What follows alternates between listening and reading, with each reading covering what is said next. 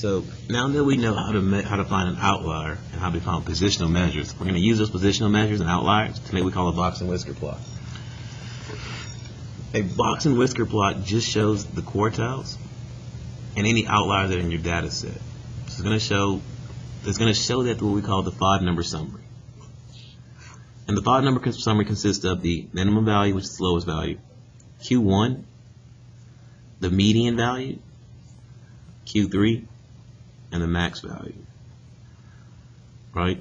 So this right here is called a skeletal box plot. We're also going to make a box plot that's called a modified box plot. In a modified box plot, you have dots that represent outliers now. And here's how this works. When you have outliers in your data set,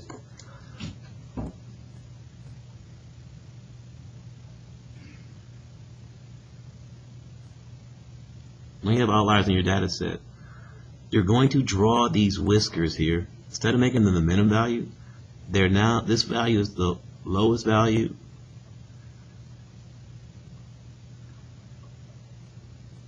in the data set that is not an outlier. This value, this whisker, is the largest value that is not an outlier.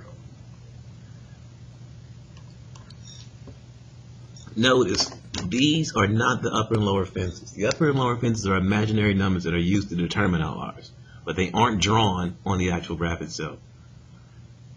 So if we go back to the data we just had, and here are the numbers for that data in the calculator again. If you notice, your calculator is going to give you the 5-number summary already. So we know our min value is equal to 17, or 18 actually. Min value should be 18. Mess that up. Q1 is equal to 33. The median is equal to 45.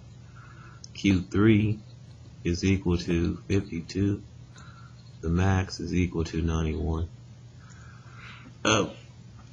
Notice this too, by the way. When I messed up this value, I called this 17 early in my example. It's actually 18. If you actually go back and correct that, it's not going to change any one of these positions, but it will change your mean and your standard deviation. So keep that in mind, because those values are non-resistant.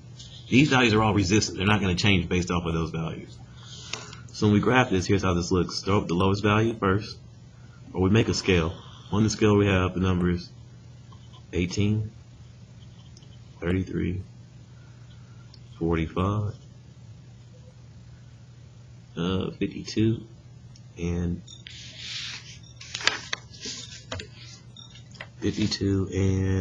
91. We know that the minimum value of this data set is 18. So we'll draw a whisker here. Q1 starts at 33. Q3 finishes at 52. Here's where the rectangle is completed to. And this right here, notice, is the IQR. This is the IQR of the data. This is Q1 to Q3.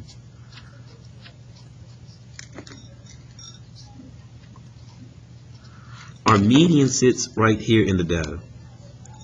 Right? Now, we have an outlier sitting at 91, so we're going to draw a dot there. Then we're going to go back inside the data and find the next highest value that is not an outlier. If you look here, your next highest value that is not an outlier is 57.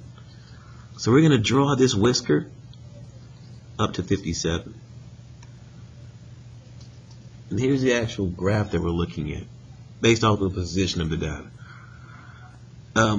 From this, we can tell a couple things. One thing is we can tell, anytime you have outliers, your data will always be skewed in the direction of the outliers. So our outliers on the right-hand side, so this graph is going to be, this data set is going to be right skewed. And it's right skewed all because of this value right here. It's all right skewed because of that one value. It's going to drag the mean way out there. So box and whisker plots are pretty easy to make, but they're based on the position of the data. And you just need this 5-number summary, which is given to you in your calculator.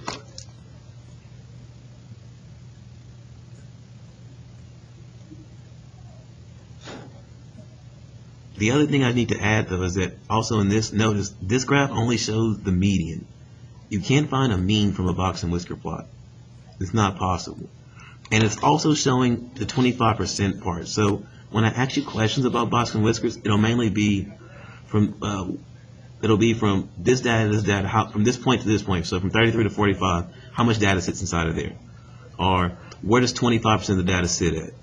Things like that. So I'm going to ask you about quartiles when I ask you questions about box and whisker plots.